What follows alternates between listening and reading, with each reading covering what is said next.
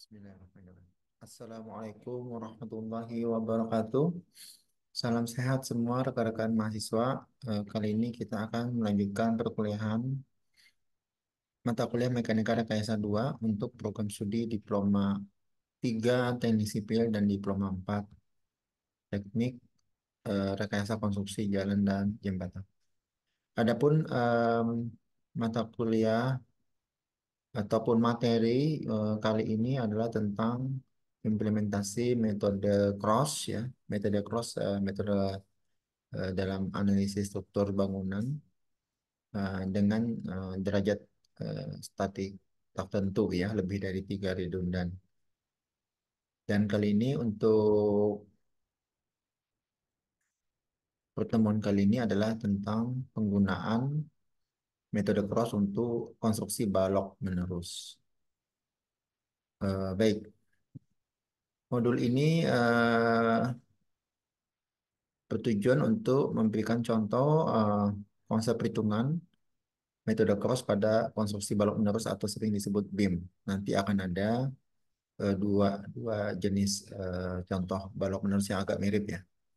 Langkah penjelasannya seperti biasa cukup sederhana kalau untuk balok menerus ada 5 saja. Yang pertama adalah penentuan koefisien kekauan, yang kedua adalah menghitung momen primer yang ada dari beban luar. Ketiga adalah membuat tabel perataan momen. Lalu keempat adalah menghitung reaksi peretakan. Dan yang terakhir yang kelima adalah diagram penggambaran diagram gaya dalam. Dalam hal ini pada modul ini kita hanya akan menjelaskan langkah nomor 1 sampai dengan nomor 4. Sedangkan yang nomor 5 nanti akan ada penjelasan secara tersendiri. Dan tadi disebutkan bahwa akan ada dua model contoh konstruksi balok menerus yang agak mirip ya. Gitu. Kita mulai dari contoh yang pertama untuk balok menerus tipe A. Di sini ada satu konstruksi balok menerus dengan tumpuan sendi-sendi jepit, ya. Kemudian ada beban beban luarnya, beban terpusat seperti ini, dan juga beban terbagi rata. Kekakuannya adalah di sini EI dan di sini adalah 3 EI. Kita sudah tahu bersama-sama EI adalah suatu komponen kekakuan yang terdiri dari kondisi materialnya, jenis material yang diwakilkan dengan simbol E, dan bentuk bentuk penampang baloknya yang disimbolkan dengan huruf I. E adalah modulus elastisitas tergantung bahannya, kayu, beton, baja, komposit, dan I adalah momen inersia tergantung pada bentuk profilnya, apakah huruf bentuk profilnya segi empat, bulat misalnya, segitiga, profil I, dan seterusnya. Kemudian panjang bentang dari masing-masing segmen ini untuk yang segmen kiri adalah 2 meter, sebelah kanan adalah 3 meter. Baik, langkah pertama adalah menghitung koefisien kekakuan, di mana untuk menghitung koefisien kekakuan ada namanya koefisien kekakuan dan ada faktor distribusi. Kita tentukan titik pertemuannya. Di sini ada balok AB dan balok BC. Balok AB dan BC itu bertemu di titik B, maka kita tulis pertemuannya di titik B. Kemudian kita masukkan kombinasinya, koefisien kekakuan dari B ke A itu di depannya adalah sendi, eh, berarti koefisiennya adalah angka 3 dalam teori ya. Kemudian kalau di depannya itu adalah jepit, maka koefisien di depannya adalah angka 4. Kemudian masukkan eh, perbandingan kekakuannya, EI dan 3 EI. Lalu kita bagi dengan panjang. Segmen kiri panjangnya 2, segmen kanan panjangnya 3. Jadi ini 2, panjang ini 3. Disederhanakan. Kemudian yang kedua tentang faktor distribusi. Faktor distribusi adalah perbandingan antara koefisien kekakuan balok itu terhadap keseluruhan. Jadi kalau di sini berarti BA itu sama dengan kekakuan 1,5 dibagi keseluruhannya. Kalau ini berarti faktor distribusi kekakuan BC yang 4 ini dibagi keseluruhan. Seperti itu. Dan nanti dijumlahkan akan sama dengan 1 nilainya.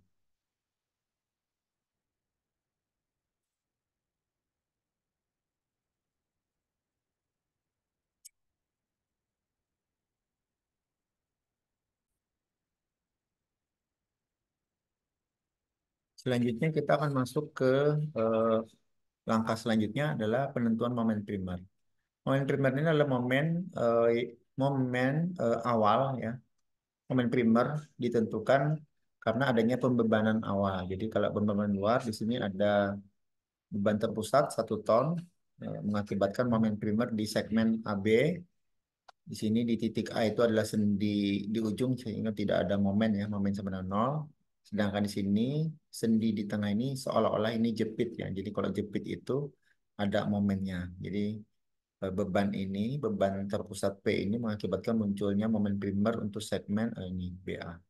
Jadi momen BA ya, momen primer BA begitu. Bentuknya searah sesuai dengan arah lendutan ini ya ke bawah. Kemudian untuk segmen kanan itu ada beban terbagi rata mengakibatkan momen primer BC ya, searah jarum jam dan perlawan jarum jam ini momen primer CB. Bentuknya juga sesuai lendutan kan ini ke bawah, maka ini akan ke kiri ini ke kanan. Arah-arah ini minus berlawanan jarum jam ini plus searah jarum jam dan ini adalah minus. Jadi kalau kita tuliskan di sini BA itu minus plus dan minus. Kemudian nilai nilai dari apa namanya rumusan momen primer jika beban terbagi beban terpusat itu akan rumusnya 3/16 ya kalau dia kondisinya jepit sendi begitu ya. Kemudian kalau jepit-jepit beban terbagi rata itu adalah 1/12 GL kuadrat. Dimasukkan nilai P-nya 1, panjangnya tadi 2 ya. Kemudian ini Q dimasukkan nilainya Q-nya 1. L kuadrat masukkan sini panjangnya 3 berarti 3/2. Maka nilainya akan bisa diperoleh seperti ini ya. Lanjut kita akan masuk ke langkah ketiga yang disebut dengan tabel perataan momen. Di tabel perataan momen ini kita buat kolom-kolom yang mengandung momen ya. Jadi di sini ada jepit tadi. C di A itu sendi, sendi itu tidak ada momennya, jadi titik A tidak ada, jadi titik B dan C saja. Titik B terbagi dua bentang, yaitu ke kiri BA, ke kanan BC. Di sini cuma ada satu CB. Lalu kita masukkan nilai faktor distribusi yang di depan tadi ya, 0,2 sama 0,7. Ini dari perhitungan faktor distribusi. Dan ini tadi ya, kalau kita kembali. Dan ini 0,2 dan 0,7. Ditambah angka minus di depannya ya. Seperti ini minus. Sehingga minus 0,2, minus 0,7. Kemudian momen primer. Momen primer juga diambilkan dari data ini tadi, momen primer. Yang ini ya, 1, 2, 3, minus 0,3, 0,7, minus 0,7. Seperti ini ya. Nah, maaf yang ini. Kemudian nanti akan dilakukan perhitungan momen distribusi. Biasa, momen primer ini ditambahkan, nilai ini minus 0,3 ditambah 0,7. Nilai penjumlahan itu dikalikan dengan angka ini, nanti nilainya ditaruh di sini. Penjumlahan tadi dikali dengan angka ini, nilainya taruh di situ. Kemudian ini akan ada proses cross bagi dua ke kanan yang ada antar antar antar titik ya. Distribusi antar titik ini bagi dua nilainya, jadi 0,73 dibagi dua jadi 0,13. Kemudian dari sini tidak ada pembagian sebaliknya karena tidak ada koefisien distribusi sehingga dia tidak ada momen distribusi sehingga sini 0 dibagi 2 itu tetap 0. Di sini tidak ada juga distribusi sebelahnya. Selanjutnya ada penjumlahan karena tidak ada lagi persilangan momen primer sehingga ini berhenti prosesnya hanya satu kali induksi ya, induksi satu kali saja berhenti. Selanjutnya kita melakukan penjumlahan dari baris momen primer ini minus 0,3 ditambah minus 0,1 ya. Nanti ini dijumlahkan minus 0,4. Ini juga minus maaf 0,7 kemudian minus 0,2 ditambahkan nanti 0,4. Ini minus 0,7 ditambah yang ini minus 0,1 hasilnya minus 0,8. Ini yang disebut sebagai momen titik ya. Nah, momen titik ini kemudian nanti akan dikonversi menjadi momen batang seperti itu. Setelah itu kita akan masuk ke yang disebut dengan reaksi perletakan ya. Jadi kalau reaksi perletakan itu seperti ini. Jadi untuk yang bentang kiri itu namanya free body ya, free body AB. Itu masukkan nilai yang tadi, eh, momen hasil tadi ya, yang ini 0,47 ini, masukkan ke sini. Maka jumlah momen di B dengan persamaan seperti mekanika dasar satu ya. Dengan jumlah momen di B, ini VA dikali jaraknya 2, P1 dikali separohnya 2 adalah 1 ya. Ditambahkan momen ini. Jadi ini VB tidak bisa dihitung karena jaraknya 0 ya, sehingga yang muncul cuma VAB. Maka VAB ini persamaannya bisa dihitung nilainya 2,262. Kemudian kita hitung ke seluruh konstruksi jumlah vertikal, jadi cuma gaya-gaya aja. Di angka atas ada 2, VAB dan VBA. Yang ke bawah ada 1 P. Jadi ini kurang P. Sedangkan momen tidak bisa diperhitungkan karena jumlah gaya vertikal aja. Nah, ini kita jumlahkan, nah, nanti akan diperoleh nilai BA. Yang ini. Masuk ke segmen free body yang kanan, BC. Di sini kita jumlah momen di B juga sama dengan 0. Maka tentunya di sini ada VC dikali jaraknya 3. Yang ini. Karena dia ke atas ya berlawanan jarum jam, dia minus ya. Kemudian Q ini jaraknya 1,5 ya. Setengahnya dari 3, 1,5. Panjangnya adalah 3, jadi 3Q dikali 1,5. Seperti itu. Lalu momen kiri kanan ini masukkan, yang berlawanan jarumnya itu minus, yang searah jam-jam itu positif. Tapi nilainya nilai yang di dalamnya kita masukkan ya, tidak tergantung kepada negatif positif di depannya. Nilai ini berdasarkan hasil dari tabel yang ini tadi ya. Ini sama ini. Setelah itu baru kemudian diperoleh nilai VC, maaf, VCB ya. Setelah dapat nilai VCB baru kita pakai persamaan lain jumlah vertikal sama dengan 0. VBC ke atas, VCB ke atas, yang ke bawah adalah Q dengan panjang 3 ya. Seperti ini nih, ke atas positif-positif, ini ke bawah minus ya. Masukkan nilainya, ini masukkan ke dalam sini, maka akan diperoleh nilai VBC yang ini ke atas. Lalu kita kemudian melakukan penggabungan, di mana VA itu adalah VAB. VAB itu aja ya. Kemudian VB gabungan VBA dan VC, dan VC adalah VC sendiri. Jadi kalau yang ini tadi, yang ini adalah VA sudah sebetulnya. VA sama VAB. Kemudian kalau ini VB ini kan separohnya. VBA separoh, separohnya lagi di VBC. Sedangkan VCB itu VC itu sendiri. Setelah dapat, baru kita melakukan kontrol. Jumlah vertikal keseluruhan itu adalah yang ke atas VA, VB, VC. Yang ke bawah ada beban P dan beban terbagi rata sepanjang 3 ya. Jadi ini ditambahkan harus 0.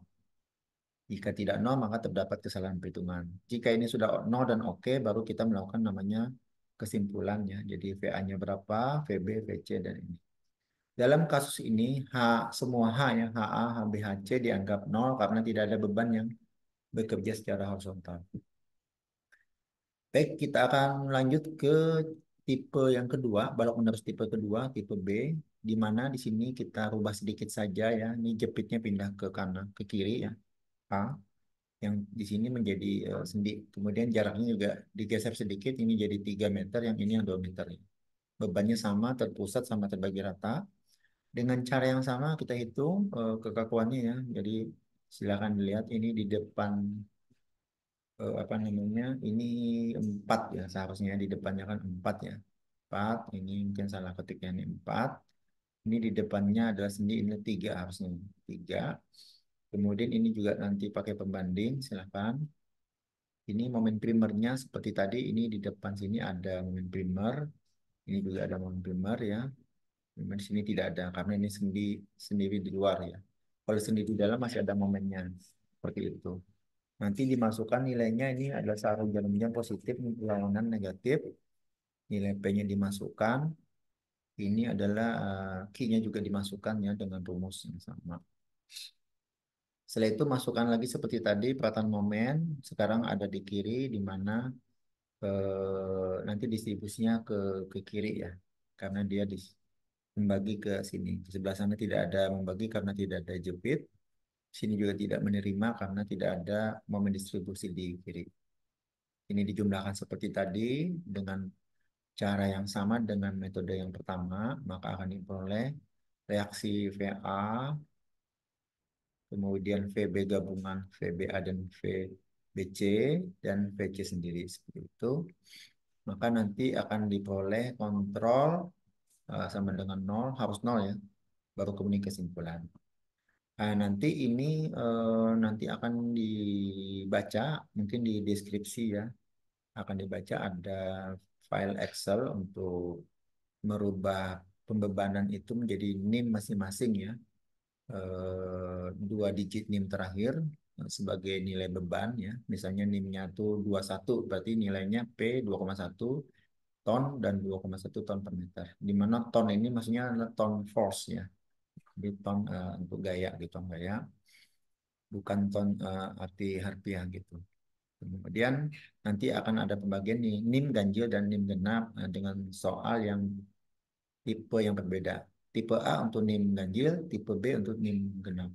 Jawaban nanti semua bisa dalam bentuk tulis tangan dengan memanfaatkan file perataan tabel momen yang tersedia dalam bentuk Excel. Lalu nanti akan ada penjilitan penggabungan dengan tugas lain dan nanti dikumpulkan sebelum terlaksananya ujian akhir semester atau UAS atau final test. Demikian kira-kira penjelasan modul kali ini. Semoga dapat dipahami. Terima kasih atas perhatiannya. Dicukupkan. Assalamualaikum warahmatullahi wabarakatuh.